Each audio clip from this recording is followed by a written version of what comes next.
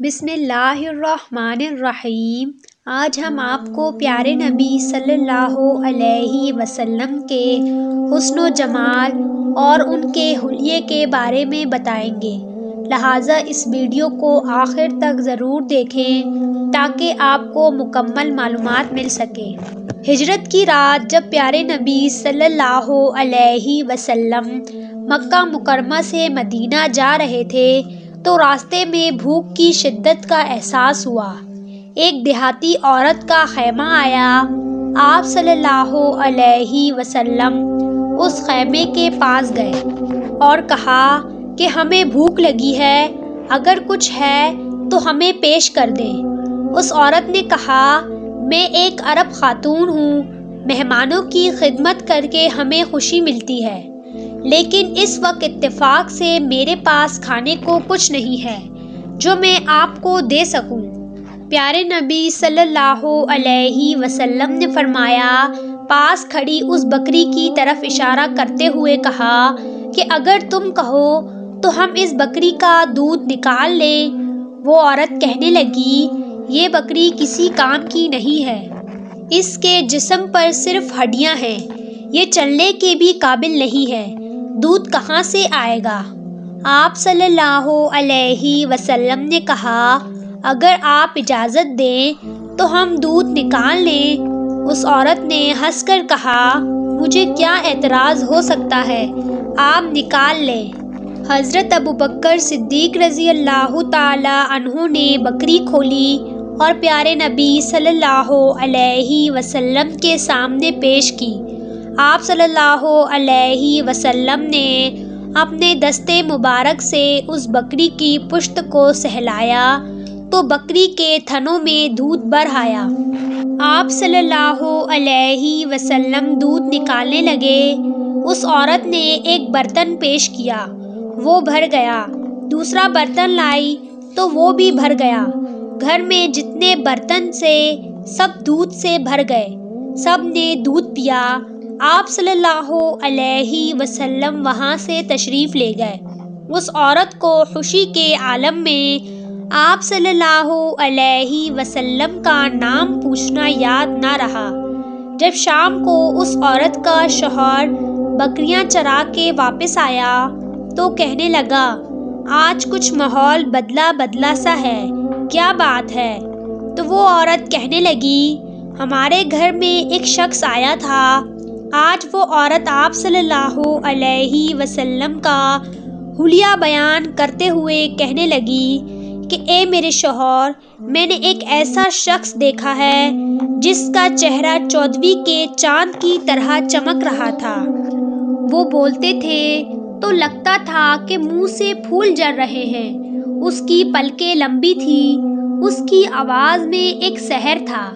اللہ تعالیٰ نے نبی صلی اللہ علیہ وسلم کا مکمل حسن و جمال دنیا میں ظاہر نہیں فرمایا۔ اگر حضور صلی اللہ علیہ وسلم کا مکمل حسن ظاہر کر دیا جاتا تو کسی میں حضور صلی اللہ علیہ وسلم کو دیکھنے کی صلاحیت نہ ہوتی۔ صحابہ کرام عرض کرتے ہیں کہ حضور صلی اللہ علیہ وسلم کے جسم سے گرنے والے پسینے کو ہم جمع کر لیا کرتے اور اسے بطور عطر استعمال کیا کرتے تھے۔ آپ صلی اللہ علیہ وسلم سر کے بال رکھنا پسند کرتے تھے۔ ایک مرتبہ پیارے نبی صلی اللہ علیہ وسلم اور حضرت عائشہ رضی اللہ تعالی عنہا بیٹھے ہوئے تھے۔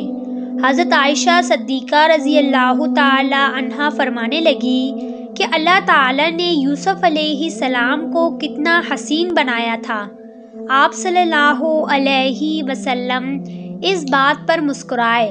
اچانک آپ صلی اللہ علیہ وسلم کے چہرے پر ایک ایسا نور آیا کہ حضرت عائشہ بے ہوش ہو گئی۔ جب انہیں ہوش آیا تو آپ صلی اللہ علیہ وسلم نے فرمایا، اے عائشہ، یہ تو بس ایک نور کی جھلک تھی، اللہ تعالیٰ نے مجھے 7 پردوں میں چھپا کر رکھا ہے۔ ایک مرتبہ پیارے نبی صلی اللہ علیہ وسلم سیر کرتے کرتے باہر تشریف لے گئے۔ آپ ایک ایسی جگہ سے گزرے جہاں ایک قافلے نے پڑاؤ کیا ہوا تھا۔ وہاں ان قافلے والوں کے اونٹ چر رہے تھے۔ ان میں سے ایک سرخ اونٹ حضور صلی اللہ علیہ وسلم کو پسند آ گیا۔ آپ صلی اللہ علیہ وسلم نے قافلے والوں سے پوچھا کہ اس اونٹ کو بیچو گے؟ انہوں نے کہا ہاں بیچتے ہیں۔ آپ صلی اللہ علیہ وسلم نے پوچھا کہ کتنے کا بیچو گے؟ انہوں نے چند دینار بتائے۔ سودا طے ہو گیا۔ پیارے نبی صلی اللہ علیہ وسلم نے فرمایا میں سیر کرتے کرتے ادھر آ گیا، اس وقت میرے پاس قیمت نہیں ہے، لیکن تمہارا اونٹ مجھے پسند آ گیا ہے۔ آپ نے فرمایا اونٹ مجھے دے دو، میں شہر جا کر وہاں اپنے غلام کے ہاتھ اونٹ کی قیمت تمہیں بھیج دوں گا۔ قافلے والوں نے کہا ٹھیک ہے۔ پیارے نبی صلی اللہ علیہ وسلم نے اونٹ کو پکڑا اور چل دیے۔ پیارے نبی صلی اللہ علیہ وسلم جا رہے تھے تو وہ قافلے والے آپ کو دیکھتے رہے۔ جیسے ہی آپ صلی اللہ علیہ وسلم ان کی نظروں سے اوجھل ہوئے تو سب لوگ ہوش میں آئے، کیونکہ وہ ہمارے پیارے نبی صلی اللہ علیہ وسلم کے سحر میں جکڑے ہوئے تھے۔ ان کے حسن کو دیکھ کر حیرت زدہ تھے۔